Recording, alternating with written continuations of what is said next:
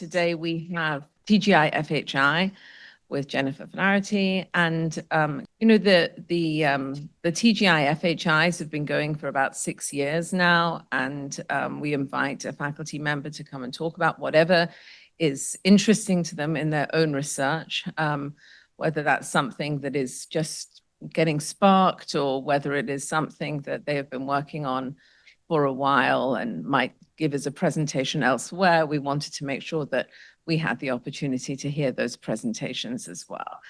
And today, Jakob is going to be introducing Jennifer. And so, Jakob, please.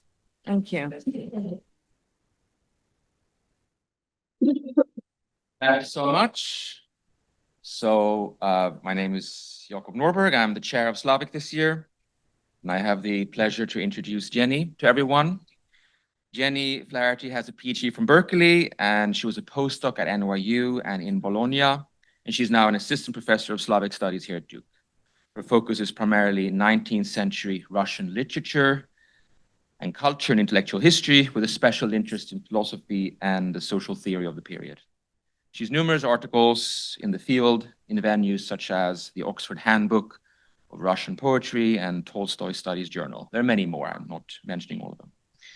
So her articles to date deal with a range of figures, poets, intellectuals, reformers of the late 18th century, the 19th century, up to the Russian Revolution, and their approach to the distinctive features of Russian society with its large agrarian population. I'll give you some examples. In a forthcoming article, Jenny shows that an examination of Russian pastoral poetry must be linked to Russian political history. The changes to the genre of poetry can only be understood in light of major events, such as the exemption of the Russian nobility from mandatory lifelong state service in the late 18th century, the abolition of serfdom, of course, in the late 19th century, and the revolutions of 1905 and 1917. So the thesis of the paper is that the rural idyll as a genre was always shadowed by issues related to large-scale bondage. And another co-written article, or another article that happens to be co-written, considers Russian and Ottoman enlightenments. It looks at how Russian and Ottoman figures creatively reinterpreted Enlightenment ideas from the West, but sought to resist customary binaries, reason versus feeling, individual versus collective, and ultimately East versus West, mostly by reframing emotion as constitutive of subjectivity. So I think overall, Jenny's work seeks to discern the specificity of Russian cultural and political production by mapping the ambivalent attitudes of pity, nostalgia, attachment, impatience that intellectuals and writers felt towards the great population of peasants in Russian society, the masses that define Russian life, but who they thought must be transformed or superseded. And I think her general argument is that Russian social theory in the 19th century can be found in discussions and depictions of rural life. And her talk today is entitled Conditions of the Working Class in Russia Towards a Poetics Praxis. We will learn all about it, but this is a talk about an early classic of Russian sociology. So. Thank you so much.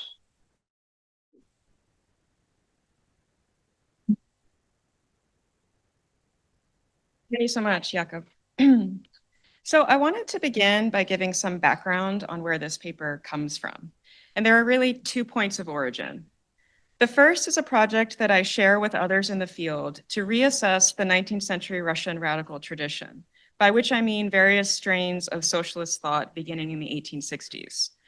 Russian populism, an important part of this tradition, has suffered from some neglect on several counts. The first is political and the second literary. But first, a definition.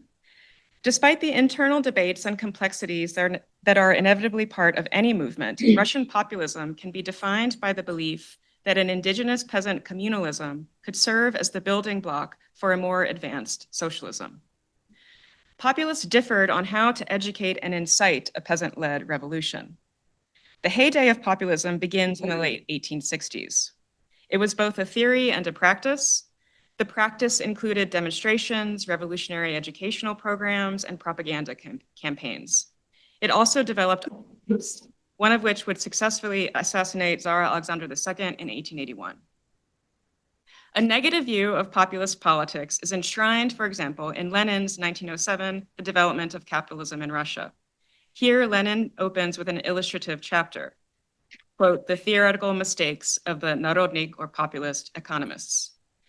Before this, Grigory Plekhanov, who was himself a former populist before becoming the first important Russian Marxist, criticized the movement for its romanticism, and this is the common critique.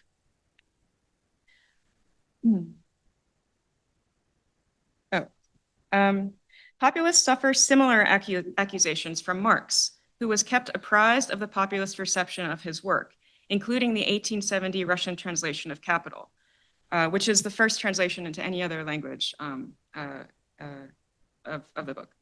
In his notes and letters, Marx has a kind of unenthusiastic shorthand for Russian populism. Yes, he writes in one letter, here is another great Russian patriot, still treating the Russkaya Delo as something special, having nothing to do with the West. Russkaya Delo translates as Russian cause, and Marx himself uses the Russian to ironic effect. Populists wrote scientific, political, economic, and sociological essays, as well as literature, including experiments in agitational literature for the masses. This is the second place they suffer still in scholarly assessment, their literary interventions being all but dismissed or else treated in a superficial historical manner.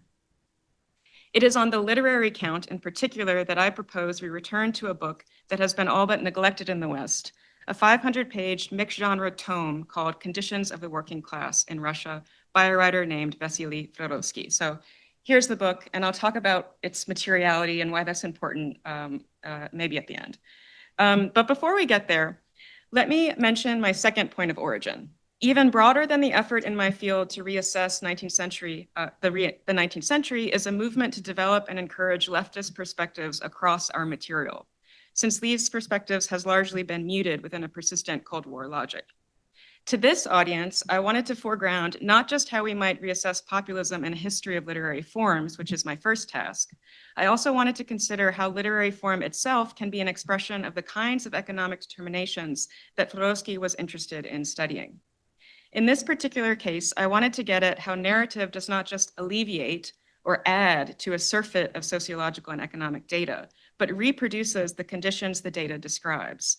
And more importantly, for the populist agenda, advocates for a concrete analysis of reality as a necessary basis for any effective revolutionary politics.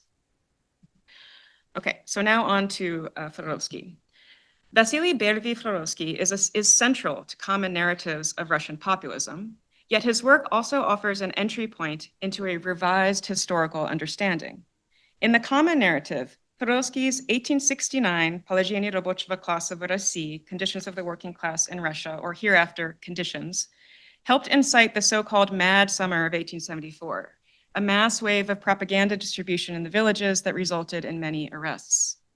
According to the memoirs of contemporaries, students fled to the countryside as a result of reading about the depths of peasant poverty in Flerovsky's book, which was included in their self-education programs as much as Pyotr Lavrov's historical letters.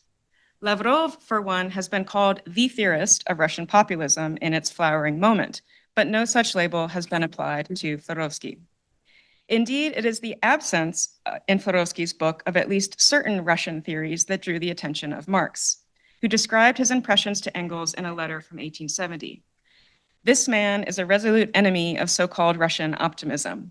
I never had any rosy images about this communist El Dorado, but Flerovsky exceeds all expectations. There is no agrarian mysticism, no exaggerations. Likely a reference to figures such as Herzen and Bakunin, Russian optimism is also a stereotype of populism. Populists believed in the possibility of leaping over the capitalist period of economic development and in Russia's uniqueness. Beyond alluding to contemporary debates, Marx's comments point toward what I would call Flerovsky's central device of exposure. Exposure, we shall see, precedes and is related to what I ultimately describe as a poetics of praxis. Flerovsky tears the veil from the Russian interior in a gesture similar to Engels' efforts to peer into the mysteries of industrial production in his similarly titled work of 1845. It is this sense of exposure which shows populism in Flerovsky's hands is in an essentially literary light. The 500 pages that comprise conditions are sometimes summarized in a few arguments, including, for example, the immiserating effects of the taxation system. So essentially, historians say that Flerovsky makes a couple of arguments and then he just makes them over and over and over again and gives you lots of data. Yet the emotional effect of the book is less often studied, even as it accounts for much of the descriptions and narrative vignettes. Flerovsky is situated in what we might call the realism of the old age, centered on social pathos. It also builds on sentimentalist Enlightenment epistemology. Empirical knowledge is buttressed by critical reason, as well as emotional involvement. At least since Adam Smith's theory of moral sentiments in 1759, the function of emotion in Enlightenment education devolves into the literary compensation known as sympathy. But Flerovsky draws on alternatives to that trajectory, which explore emotion's connection to action and indeed knowledge, rather than their replacement. The importance of these questions, how reading affects emotion, and essentially the question of effective propaganda, and how emotion is necessary for action, these questions suggest in turn the importance of populism's literary devices to its politics. Author of the Classical History of Russian Populism, Franco Venturi, points toward an emotional reading of conditions when he introduces his few pages on Flerovsky's book with the claim, quote, "It is to be read with bated breath." Amidst the presentation of facts, Flerovsky is concerned to affect his readers emotionally. Toward the end of the second chapter, he writes of his arguments, quote, "I am not afraid of making a mistake. I am afraid only that my words will not prove convincing enough for society or for government." Concerned at every turn to convince its audience, Flerovsky's book is an exercise in rhetoric as much as it is one of the founding works of Russian sociology. One group of historians writing on Flerovsky from an economic perspective suggests that classifying needs is an encyclopedic project, which they say is exactly what Flerovsky's book is. Conditions includes literature among other disciplines and engages literary problems across its many modalities. The first of these problems is how words obscure reality. Flerovsky's material comes from his experiences across 25 years of prison and exile, but he begins his book as if his travels were impelled by scientific need alone. In Central Russia, Flerovsky is told that life is better in Perm, that life is better in Tobolsk, and so on, all the way to Eastern Siberia. Quote, "I set off to see this El Dorado," becomes the leitmotif of Flerovsky's introductory chapters. The El Dorado image and its dissolution comes about thus. Direct quotation begins the book with peasants claiming other regions are not as destitute as theirs, and elites consoling themselves by comparisons to the ostensibly worse off European proletariat. But within a few lines, Flerovsky gives up studying other people's words entirely. In contrast to some sociology of the 20th century, such as, for example, James Scott's Weapons of the Weak, Flerovsky does not consider the workings of ideology in the claims of the different classes. Thus, Flerovsky begins his study. Quote, "Having become decidedly lost in a labyrinth of contradictory stories and views on the matter, I set out for the gold mines to have a look at reality and, following the thread of personal observation, hope to arrive at the truth."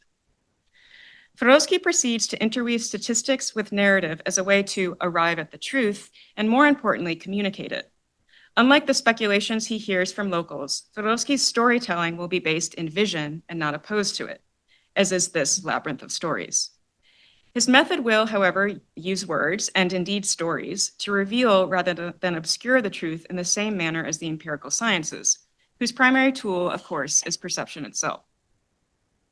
Despite historical differences, the modernist literary device of estrangement, which has been studied not only as a theory of art, but also as a psychology of perception, illuminates the literary aspect of Flerovsky's book. Another word for alienation, estrangement is rooted in, among other traditions, post-Kantian philosophy and Enlightenment culture. According to the former, rational beings are alienated from the material world and struggle to reunite with it while also preserving critical distance. Meanwhile, in Enlightenment culture, vision as a metaphor for universal reason is the central motif not only in epistemology, but ethics and art as well. The Enlightenment insight anticipates modernist estrangement, but differs from the later idea by assuming a more stable relationship to truth. Existing between two historically distinct conceptions of alienation, Flerovsky is neither a self-estranging modernist nor an 18th century enlightener. Along with many of his contemporaries, he believed in the revolutionary potential of empirical science and builds on Enlightenment vision in this way. Like many Enlightenment-era empiricists, Flerovsky privileges sensuous contact with the material world, but unlike the positivists of his own era, whom he actually spent a great deal of time criticizing, believes empirical truth is only attained when you already have in mind how that truth will be useful. Despite mediating the sensuous world, storytelling is enlisted as a crucial part of the Enlightenment project for this very reason. In Alexander Radishev's 18th century travelogue, Journey from Petersburg to Moscow, for example, the narrator only experiences his own enlightenment, which is also about the horrors of the Russian interior, only by communicating what he sees, a process that is outlined in the preface. What Radishev discovers here is that his travels are useful to others, but more than this, his discovery depends on the fact that he sees himself as part of a community that is constituted by readers. Radishev addresses an admittedly politically unsympathetic friend, carving out from that imperfect intimacy a space for readers to occupy. In other words, to create the group he does not have, as he pleads, "Who will support me in my travels?"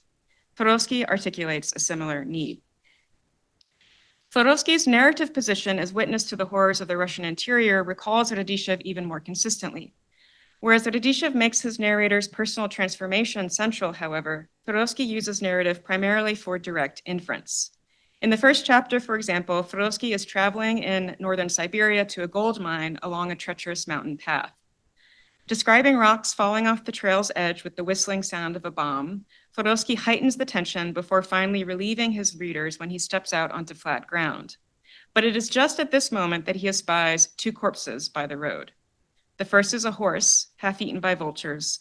The second is a man who had evidently attempted to share the vulture's meal before himself dying of hunger. The spectacle is as informative as it is emotional. The horse's corpse testifies to the cause of the death of the man who is lying next to it. Flerovsky is demonstrating how observation not only makes an impact, but produces a special form of knowledge. Rather than turning inward like Radishev's narrator, Flerovsky continues to draw all the knowledge he can from the scene of social tragedy. He notices his companion, who is a mine worker, pacing in nervous despair, and asks himself, does he not expect for himself a similar fate? This form of narration trains its attention on how others, rather than the self, might feel. Despite attention to others, however, Flerovsky's narrative is not empathetic in the usual sentimentalist sense. His narrative persona is not a man of refined feelings, nor is conditions meant to compensate for political inaction. Rather, Flerovsky's narrator is an empirical scientist who views his work in political terms. No sociologist, or for that matter, economist, could, from his perspective, avoid peering into the faces of the people who are, he argues, the object of the scientific matter at hand. As against Adam Smith, we need to know what they are feeling, not in order to discern the deserving from the undeserving poor, i.e. motives, but to understand the conditions of which they, including even their rational calculations, are a crucial piece. A more humanistic, as it were, intervention into political economy, conditions is also an exception to the common literary stereotypes. One such stereotype appears in the first pages of Turgenev's famous novel of 1862, Fathers and Sons, when one character notices the bleak landscape of his father's estate and the tattered-looking peasants that match it. In this case, and in countless others, readers are left with the image and not the story of poverty. Here it is worth noting that Flerovsky went against classical economics and the literary tradition when, in the words of one economic historian, quote, he includes the peasantry in the working class and considers it the direct basis of the latter. Whereas a writer such as Tolstoy might consider this exchangeability something of a sacrilege, peasant being for him a romantic category that is opposed to the influences of hired labor, Flerovsky resists such essentializing categories in favor of interlocking systems. Peasants comprise workers, and workers draw from peasant experience. Flerovsky's anti-essentialist view of the landscape matches his similar view of peasants. In Flerovsky's text, seeing does not collapse into the picturesque, or the anti-picturesque in the case of Fathers and Sons. Rather than claiming, as economic histories of Russia continue to claim, that the harshness of the Russian climate is a crucial factor in economic conditions, Flerovsky insists over and over again that the cause of poverty belongs to the social system alone. What must be empirically perceived then is not the actual land in front of you, but the determinations that bear down upon a people, for these constitute the imprint of the social system and show us how that system is lived out. Hence the peering into the faces of the mine worker, not to romanticize an innocent life, but rather to understand the connections between statistic and cause. So in this section, I'm going to give some Russian measurements. So for references, 1 pud is 36 pounds and 1 desyatin is 3 acres. Over Flerovsky's many chapters, facts are gathered to piece together a picture of society. For example, the average 4-person peasant household in Siberia pays 53 rubles in taxes, dues, volost expenses, and various random fees per year, for which they would need to sell 50 puds of rye, 50 puds of wheat, and 32 puds of oats for a total of 28 rubles, and therefore work at least 7 desyatins of land. Only by adding these figures can we chart the determinations that would face any person who was thrown into them.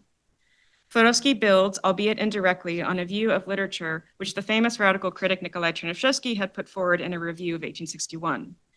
Chernyshevsky writes that writers romanticize poor people only when they fail to consider the conditions of poverty. If you assume a poor person's circumstances cannot change, then why would you add insult to injury and show them in anything but a glowing light? This sentimentalist logic is well expressed without irony by Tolstoy in a diary entry in which he writes that peasants should be written and spoken about in the same way as dead people, namely with solemn respect alone. Flerovsky comments directly on the moral degradation of workers as a result of their conditions. In other words, he betrays little anxiety that he should be talking about poor people as if they are dead. Narrative comes into play partly because Flerovsky worries that even facts such as the amount of average Siberian taxes fail to resonate. When Flerovsky writes that the average harvest in the Vologda Oblast produced about 25 rubles worth of sellable grain, while taxes total around 17 rubles, and therefore concludes that peasants must survive on 8 rubles a year, he anticipates the response that if these numbers were accurate, then peasants would be dying of hunger. His response is simple: they are. A narrative scene such as the encounter with the corpses is one way to make this simple statement. Narrative shows readers how to observe, or to use the language of estrangement, how to see. The emotional resonance of narrative cannot work alone, however. Behind the drama of the corpse encounter, for example, are statistics that map the realities of a social infrastructure. Just as the presentation of facts requires the addition of the corpse scene in order to show what the facts add up to, the corpse scene requires the facts. Without considering the path by which a person ends up dead next to a horse whose body he is trying to eat, we are left with only one part of the equation, as it were, a conclusion without a formula. Primed by a traditionary literary scene, we must therefore learn to see the facts themselves in a narrative way. They are the path of possibilities into which we imagine ourselves. I have been describing the images we encounter in the narrative present as the end of the scientific process, but in another sense, they are its beginning. What caused the death of the man on the road? The scene compels an investigation which ultimately yields a conclusion best demonstrated by the scene itself. But reality is made up of many threads, and these must be carefully chosen in order to make sense of them. Flerovsky is anxious in his preface to justify how he shaped his material, arguing that proper sight requires expertise, but is teachable. Hence its presentation not only to the scientific world, he insists, but to society at large. The research Flerovsky carries out is not so different than any writer's. His preface could serve as an apology for even fiction's way of giving form to social life. But by putting observational synthesis at the core of his process, Flerovsky suggests that science is in fact literary, at least in the sense that it refines and teaches the practice of seeing. Despite Flerovsky's scientism, he was a vocal critic of positivism, writing of Auguste Comte that science, quote, should not entertain rich idlers, but serve the people. Positivism is problematic for Flerovsky because it has no such guiding principle. In one of his last writings of 1904, an essay called Critique of the Basic Idea of the Natural Sciences, and in his autobiographical novel of 1877, For Life and Death, Flerovsky argued for a scientific ethics which would take the place of religion, that fosters rather than impedes, that would take the place of religion in teaching people the difference between good and evil. In his novel, he explores the idea of a religion that fosters rather than impedes the development of science. Flerovsky's orientation to propaganda stems from this Enlightenment conception of the scientist. whose role is to affect the masses as strongly as religion. The empiricism of conditions privileges sensory experience, but recalling Gradisha's literary version, also has a quasi-religious and revelatory quality. Lev Tolstoy likely had the same combination in mind when he made his own intervention into populist writing with an 1889 treatise on urban poverty, What Then Should We Do? Comprised of a number of narrative voices, each interrupting one another, Tolstoy begins with one narrator's investigative impulse, similar to Flerovsky, noticing the large amount of paupers in Moscow, and once even following a police cab that had picked up a beggar. Tolstoy's narrator is drawn by curiosity to a market where paupers gather in large numbers. Approaching this spectacle of poverty, however, the narrator becomes ashamed. Quote, "Why should I go to look at the suffering of people whom I cannot help?" said one voice. "No, if you want to live here and see all the charms of urban life, come and see this also," said another voice, end quote. Come and see, padi pasmatri, is a phrase repeated in the Gospel of John, in the sense that followers first come to Jesus and only subsequently understand who he is. The verb to come always precedes the verb to see. The phrase come and see organizes Flerovsky's Poetics in the religious context that is relevant to him, given his search for a science-based religion. The first verb to come has two meanings that play out in conditions. The first is estrangement, insofar as arriving requires changing positions or leaving one's former place. The second is in fact the opposite, namely unification, insofar as the arriving person decides to join or follow. Emphasizing how movement underlies both these meanings, I interpret Flerovsky's vision-based poetics in terms of praxis. Only by moving in the world and abandoning a former position, and only by joining a new or larger group, call it quasi-religious humanism or call it class consciousness, only by these two acts is blindness overcome. Taking these two meanings together, we see how the biblical context adds participatory meaning to Flerovsky's empiricism. Narodniki, or populists, reacted to the text in precisely this way, according to one memoir. Quote, "The appearance of this book was a calling alarm, ringing out in the deep silence of the night, sleepers, wake up." Flerovsky himself suggests the quasi-religious purpose of his text in the preface. Quote, "In this work, I intended to divert society from the pursuit of petty goals that are presented to it by various interested groups as great urgent needs. I tried to show society's truly great duty, and if this great duty initially seems unfeasible or impossible, then let society at least think seriously about it. Only with serious consideration and deep feeling can one truly achieve the truly beautiful." Using the language of Russia's reform era, whose supporters believed that serving noble interests constituted sacred social duty, and this is where the beautiful comes in, прекрасная деятельность, beautiful activity, Flerovsky seeks to redefine the truly beautiful. Every person's great duty, he writes, is to produce life on earth. Quote, "Man cannot reject this duty," Flerovsky continues, "or else he rejects his only human worth." This duty's connection to the working class is clarified in one of the main arguments of the book, namely that work sustains life, and a society that does not, in turn, sustain its workers lives as if half dead. Flerovsky insisted that this state is not just about moral degradation, but economic misery for all classes. Economic progress is only possible, he says, when workers have enough strength and self-respect to refuse low wages. Ignoring the profits of exploitation that were emphasized by Marx and jumping ahead to its inevitable crises, Flerovsky suggests that care for the working class and economic self-interest are one and the same. By making this suggestion, Flerovsky offers a path that diverges from a common literary paradigm that had been passed on to Russian writers like Nikolai Karamzin from Adam Smith, for whom sympathetic imagination counterbalances rational self-interest. For Flerovsky, the work of imagination remains important, but is transformed from this compensatory role. Literature at its best does not look into the hearts of others in order to avoid interacting with them in real life. Rather, it forces us to see, to think and feel deeply, as Flerovsky also puts it, what we do not know how to fix.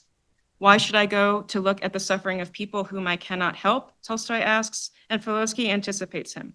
Regardless of the plan of action that develops, it must start in a materialist investigation of the issue and grow organically out of scientific knowledge. In this sense, returning to our biblical formula, to see would seem to precede to come, but in fact, Flerovsky makes their timing simultaneous. Taking up scientific study demands a leap of faith. Conclusions cannot be presented beforehand that will assure you the study is worth undertaking. According to Flerovsky, you simply undertake it. And in the process, like Christ's disciples, drawing on his own metaphors, find yourself moving in the world with activist purpose. One problem that has long faced literature in its political capacity is the fact that representation implies stasis even when describing change, isolation even when writing collectively. Flerovsky suggests a way of overcoming this problem by reproducing the experience of material determinations in the causal connections that make up a story. I'll give you one last example, and then I'll conclude. So to give one last example, at one point, we follow a group of vagabonds as they make a circuit between prison and the few jobs that will take them. These they only get because some landowners are willing to take the risk of the illegal hiring in order to pay next to nothing for such tasks as digging a ditch that eventually buries a number of them. The empty tundra of northern Siberia begins to look itself like a walled-off institution, a place that has no exit. There is hardly a point at which the citizen can be blamed for the crime, for the vagabonds are, such that the word crime loses its very meaning. And note how important the quotes are around the word citizen, for vagabonds are pointedly very far from practically every political definition. Vagabonds end up in prison for often haphazard reasons and then struggle to stay out of it again because of the vagabond status, in a vicious circle that will describe, if not always in terms of prison per se, the worker status as a whole. We follow the group not to attach to them personally, but to feel the weight of their conditions and in turn understand them. The emotion comes not from identifying with protagonists and therefore not from pity as it is usually understood. When the group waits in the freezing cold at the gates of an estate to hear word of their hiring and are let down once again, and when they finally do get the job but fall unconscious in the cold mud of the ditch they are digging, we are moved by the conditions themselves. To put a fine point on it, there is nothing the workers could have done differently. This impossibility offers a certain definition of story as events that unfold in a historically and sociologically determined and logical sequence. Even the darling topic of those who would try to wrest a voluntaristic Christian ethic from this bleak picture, crime, is rethought in these terms throughout the vagabond chapters. Another way to put the point is to surmise how, for a writer like Dostoevsky, this picture of poverty is an anti-story, one that is not concerned with how freedom can be conjured up even within the walls of a prison cell or no matter where you are, but how it is in fact everywhere deprived. But whatever Flerovsky asks us to think, our knowing cannot be distinguished from action and at least the sense of plot. We are there as the vagabonds move and die within the maze that has trapped them, and only then do we understand the circumstances in the way that Flerovsky hopes, very deterministic indeed. As the populists so often argued, both learning from and perhaps in the same gesture teaching the peasant masses was the most foundational political action there was, at least for a program that wanted revolution from this agrarian, but as Flerovsky also shows, variegated and changing base. I've begun to suggest how this reproduction works, the reproduction and narrative of economic determinations, and in the process hope to have shown how one populist writer fits into a literary tradition, and from the other direction, how populism engaged one of its key political questions in a literary way. Populists wondered how intellectuals could use literature just as they used their education as a whole, not as yet another means of distancing themselves from the peasantry or escaping a political understanding of themselves, but somehow a path into it. Thank you.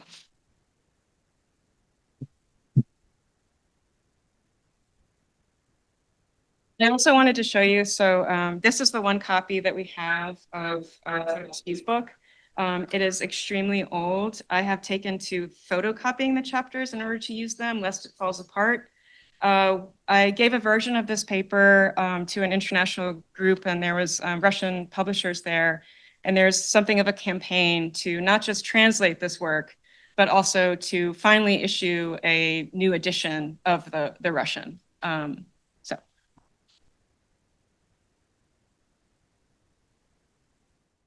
We have questions. Well, thank you, Jenny. Maybe you mentioned this, or maybe I missed it, but I was wondering if you could place this work in a longer European tradition. The Conditions of the Working Class in England by Engels from 1845 is an obvious reference, but I read a book by the historian Christopher Clark about the 1848 revolutions.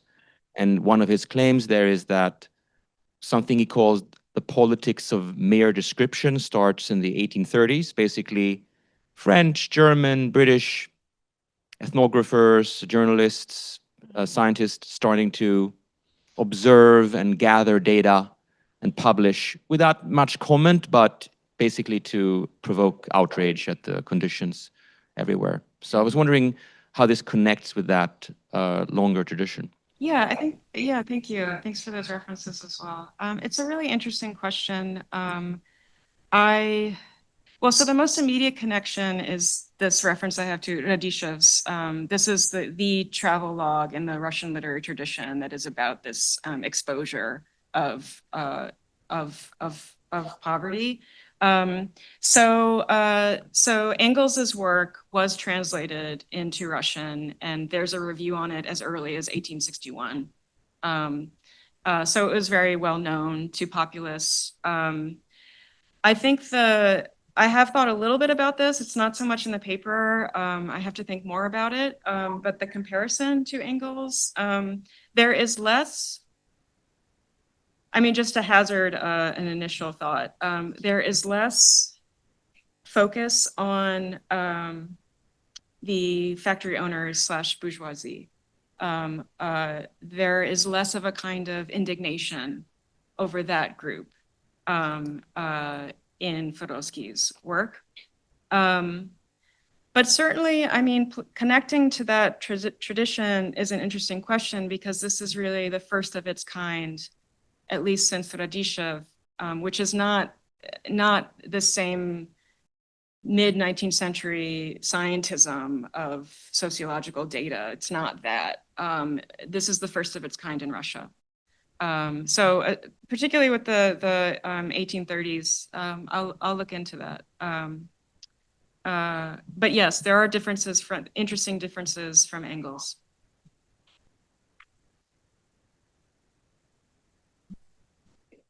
Thanks. I was, I feel like a very repetitious this semester, because I keep bringing up the course that I'm teaching at the moment, which is on Jameson, and I'm interested to think about the kind of the temporality of realism and what it's moving from. You know, how exactly to periodize Russian realism, as it were. So, and you know, when in Jameson's work, he's thinking mostly about the novel in English and the novel in French, and he really talks about the way in which realism in the French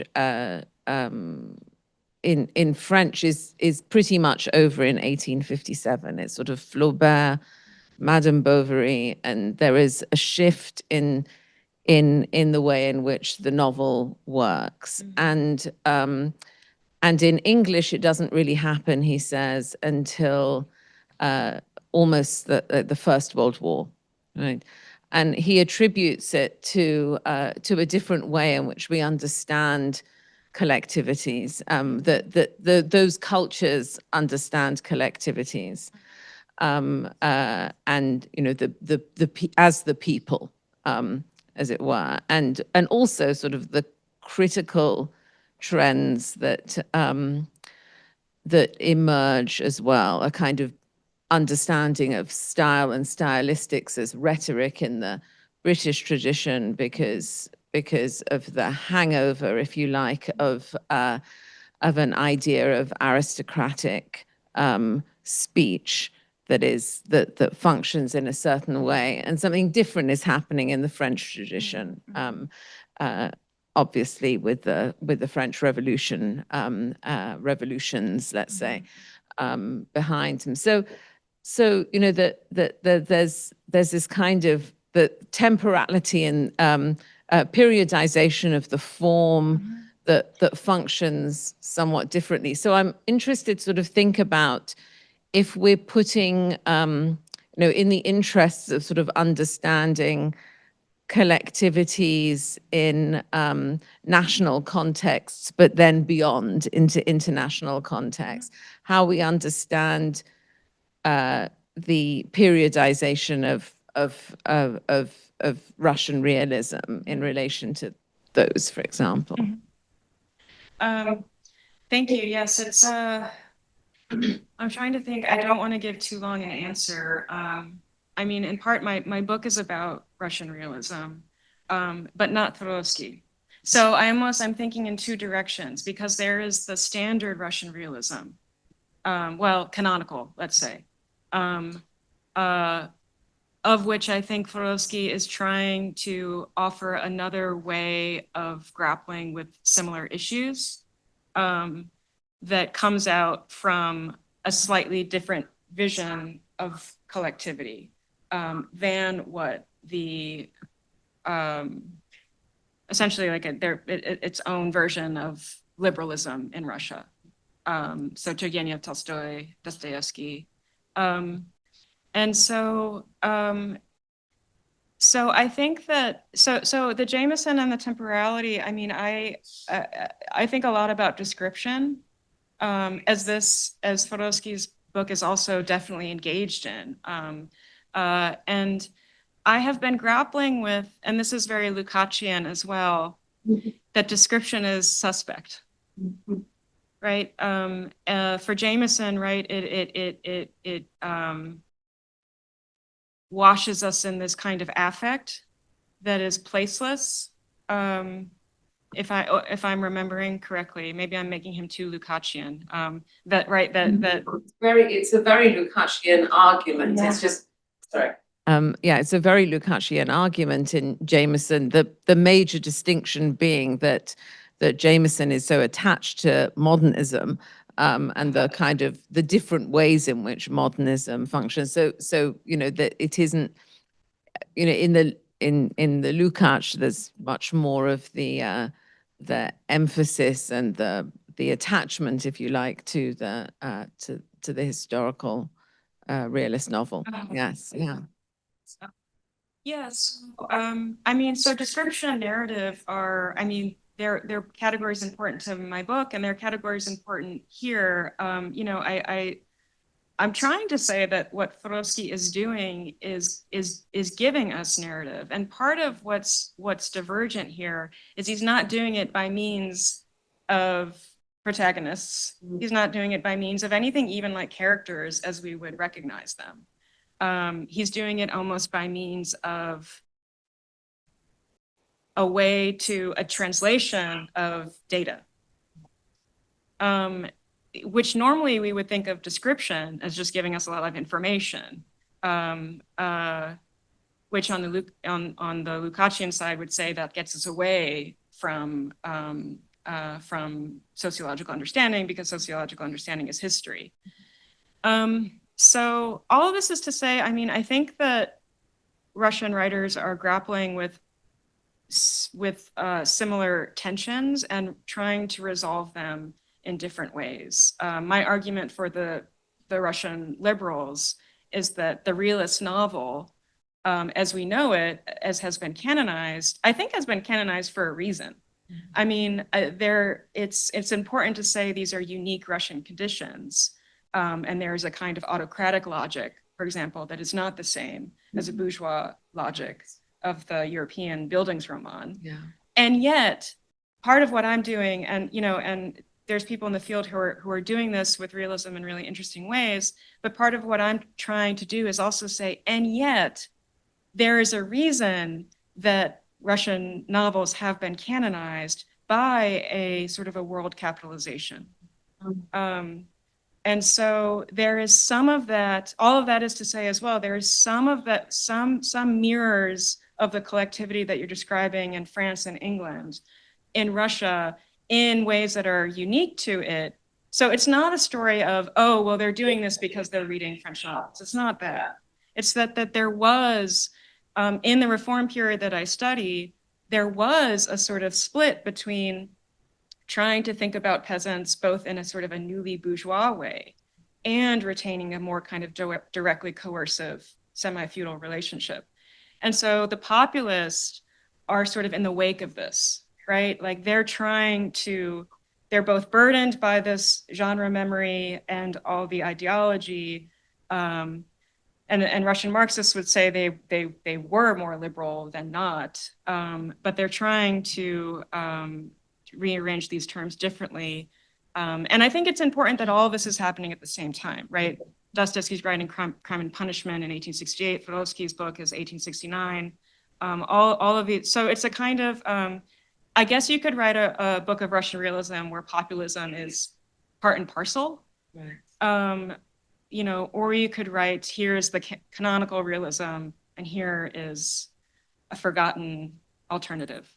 I think probably I would tend probably towards the first, with an understanding that none of my Russian liberals are arranging all of these problems in exactly the same way. And the cool thing about literature, of course, is that in looking at form, all of a sudden some radical possibility pops up, despite the ideology of the writer. Thanks. That's fabulous as a response. Thank you. Thanks, Jenny. This talk was really fascinating. I have two questions. You can maybe pick which one you want to answer. The first one is short. I would love to hear about the publication history of this book. Was there anything about the way in which it circulated that facilitated that fast connection between reading and acting? Was it part of propaganda campaigns in the countryside? To which readership communities did it circulate? The second question, I wanted to kind of return to this idea that there are no perpetrators maybe in this picture of reality. You mentioned that compared to Engels' book by a similar title, there's no focus on the bourgeoisie or on factory owners, which might reflect the different economic conditions and modes of production in Russia. But I was also struck when I was listening to the excerpts from the book that you shared with us that yeah, there's no individual perpetrator, which can be explained by the emphasis on conditions, right? On policies, on taxation policies, for example, that were the kind of mechanisms of oppression. But I'm just curious how that fits into, or does that impede or facilitate action, like political praxis, right? If you can put your finger on the conditions that are creating the problem, but you can't find the decision makers who are linked with those conditions and who might have power to change those conditions, I would just be curious to hear your thoughts on that. Because when you recounted the scene of discovering the two corpses, it's forensic, right? It sounds like it's going to be a crime novel. There are two dead bodies. We have to investigate, right? It does seem to be the approach that Bervi-Flerovsky is taking vis-a-vis these corpses. But in a crime novel, it's all about who done it. Like, put your finger on the criminal, right? So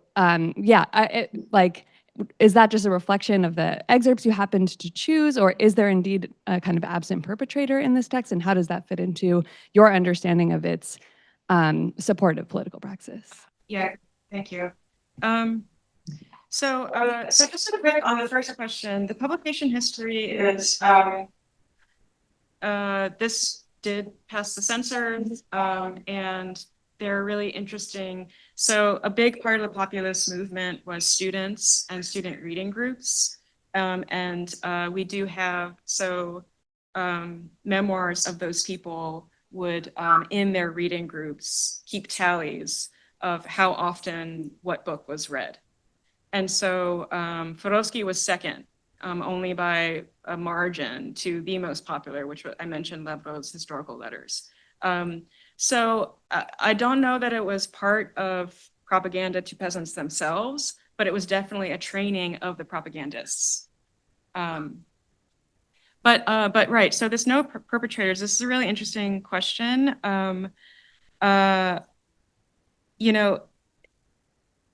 I think it's a larger I think this how to get out of the detective novel logic is itself a problem for realists.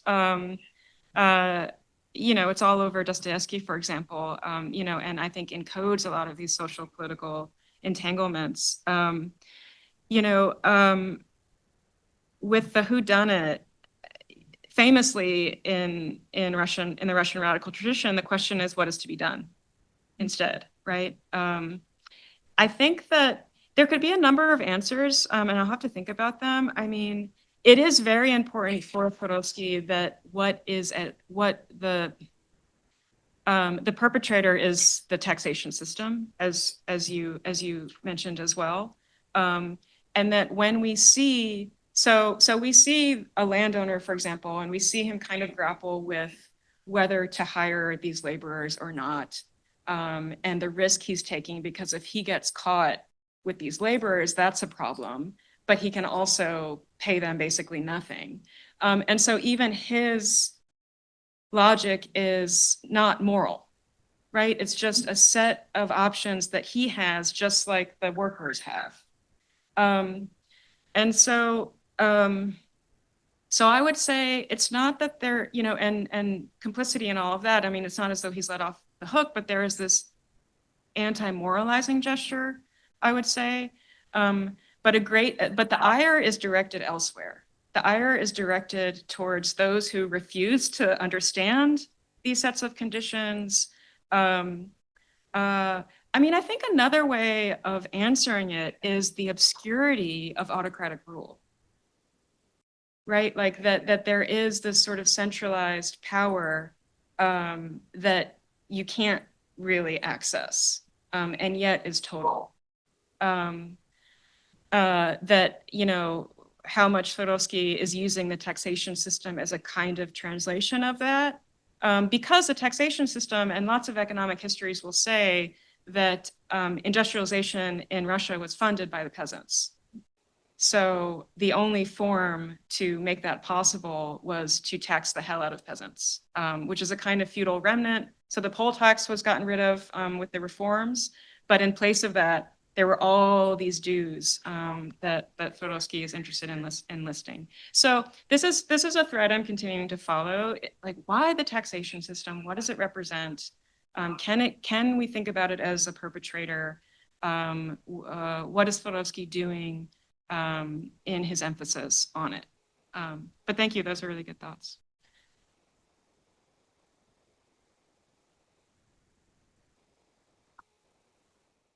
So I will just name that I will have a great question for you in about 3 days when I'm a bit of a slow percolator, but what I do want to say, I do have a comment, and it is each time I engage with your work, I'm struck by the multiple ways in which it makes it possible for us to reframe how we understand what's happening in the 19th century in Russia. And so this time, what I'm struck by is the relationship of science and religion and how you're moving us beyond Fyodorov, Dostoevsky, Tolstoy, and into a place where the political economy can really be a factor in that. And so that's only one of many ways that I'm seeing that even in this talk. And so I just want to thank you for that. Yeah, thank you. I mean, I think when I found the religion piece, the comment C, ID +3, for some reason, that's actually the kernel. When I think about this paper, when it's not from my mind and then it comes back again, that's the kernel for me. And the piece about their simultaneity is also crucial for me. And so that this is a kind of empiricism as well as a religious metaphor. And I think it's very, there's lots of paths one could follow in the Russian context because, as we know, all the radicals had some kind of religious connection in their very disavowal, right? So the early radicals of the 1860s being sons of priests using religious language. I'm also interested, and part of what this, I don't know where it's going to go, but I'm sort of interested in lots of things here. I'm interested in a history of estrangement. I'm interested in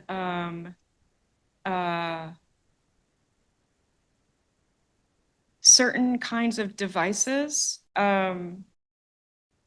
that have often been seen in, they've sort of been taken down one route But what other route, what other path could we follow them down? And so this kind of seeing as bridging between these two things would be a productive line for, and rethinking the role of religion in the Russian radical tradition. Because the other thing about the Russian radical tradition of the 19th century is, I mean, it can be dismissed because they were sons of priests and they came in religious language, and they can be dismissed because they were kind of crude scientistic, right? So a kind of positivism, and yet seeing is somehow bridging across these. So.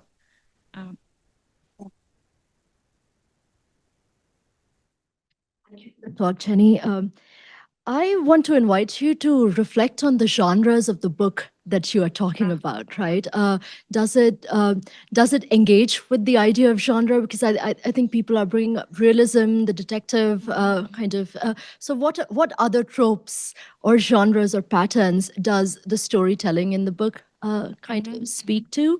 But also, I was wondering if there are other images of collectivism in the book that are not purely of suffering, but also show perhaps the peasants' perspectives towards each other, some kind of solidarity, engagement with what is the sense of self, if at all, of the peasants that comes through, or are we only invited as readers to witness the suffering, whether or not to act on it? Thank you.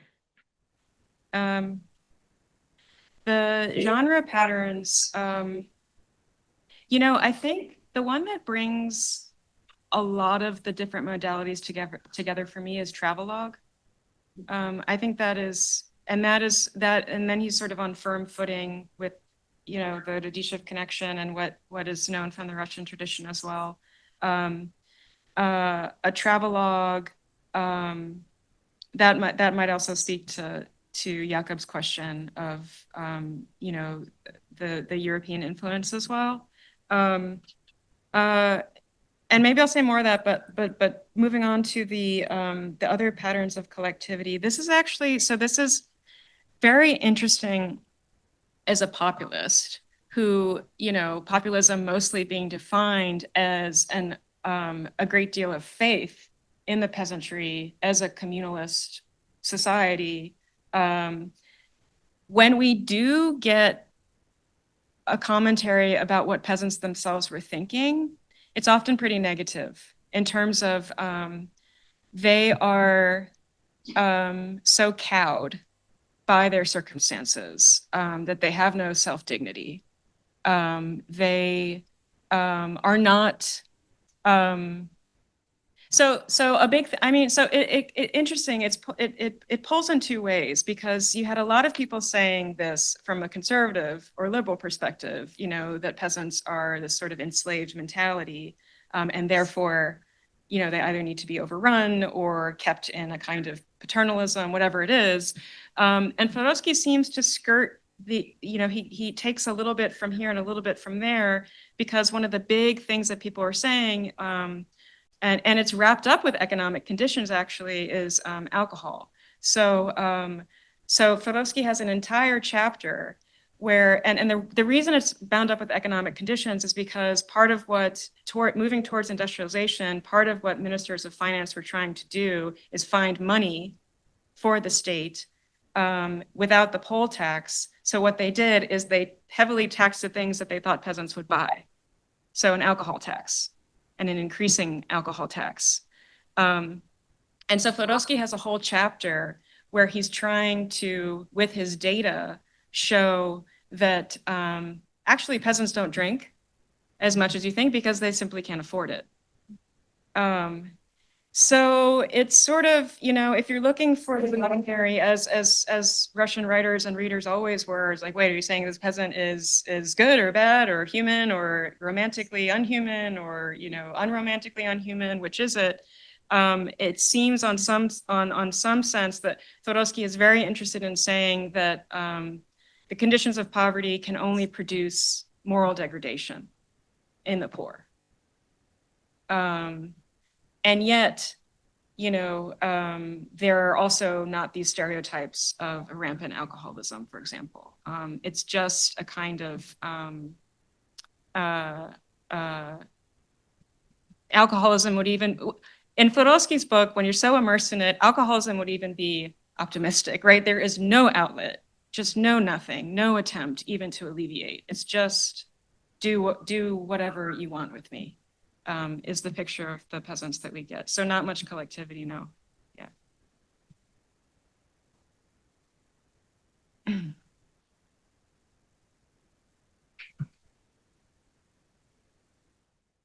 Thank you, Jenny. This is wonderful. I'm far from being a Slavicist, so I'm learning all this in real time, but I'm very invested in praxis.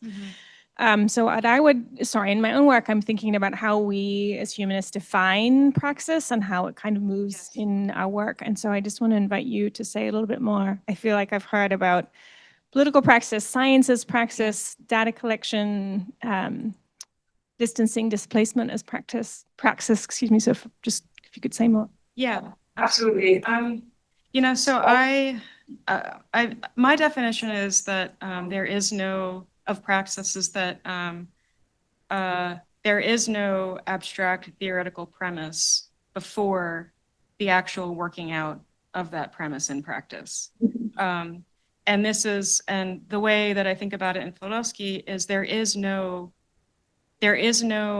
zoomed out theoretical perspective you can have on Russian society without, so even something like the taxation system, you couldn't just see it, right? It's how it gets played out, how peasants are actually grappling with it, how it affects the hiring or lack thereof.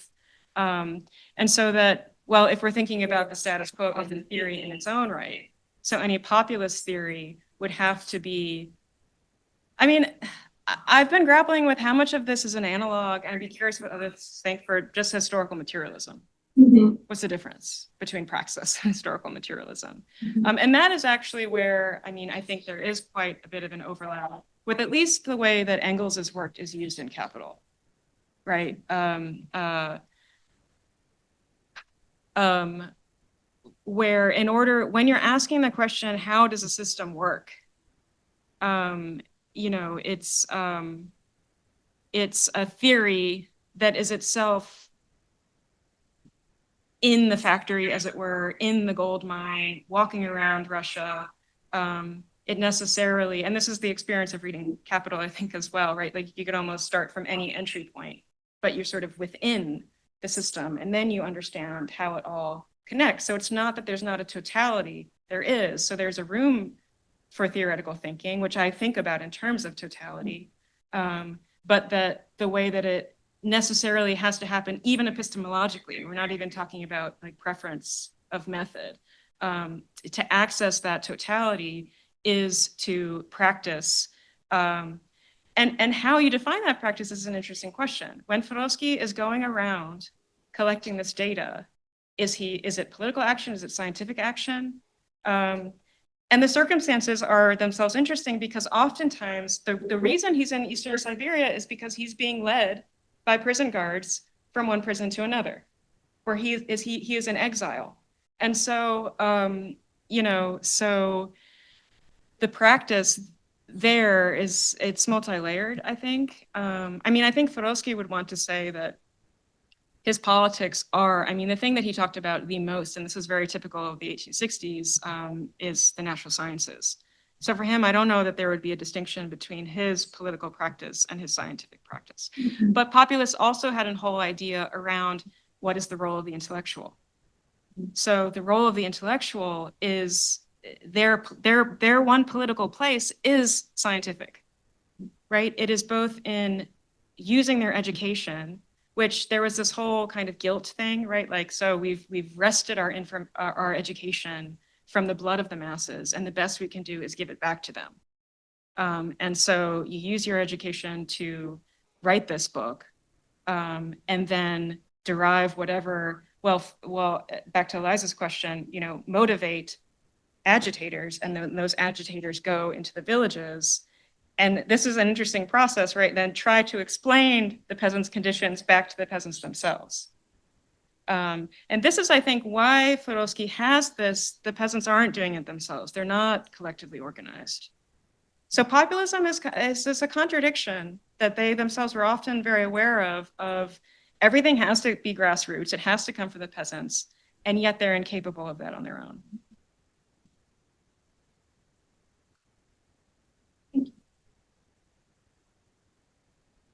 Yeah, I think if there are no questions, I'm just going to say a big thank you. Thank you.